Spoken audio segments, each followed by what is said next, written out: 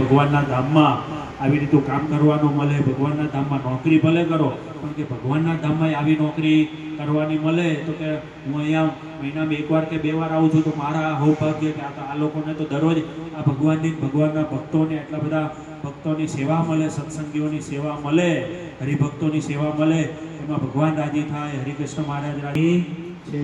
બાકી તમારે કાંઈ પણ તકલીફ હોય તો મને કહેવાનું કે વિશાલભાઈને, માનવભાઈને, કાં તો આપણા 1 2 3 4 આપણા જે લીડરો છે એમને તમારે કહેવાનું.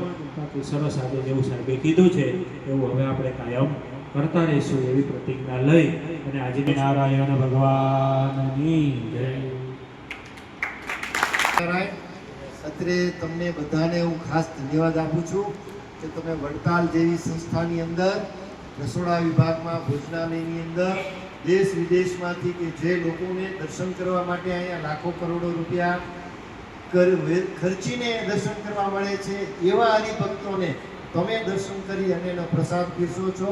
તમે બધા અભિનંદનને પાત્ર છો, ધન્યવાદને પાત્ર છો.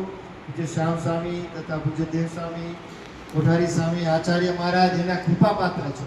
એટલે હું પણ તમને બધાને મળી અને મને મારી જાતને ધન્યવાદ પાઠવું છું કે આપ બધાના મને દર્શન થાય. Thank you very much for Vadtal Dham to provide me this opportunity to share my knowledge with you. Thank you.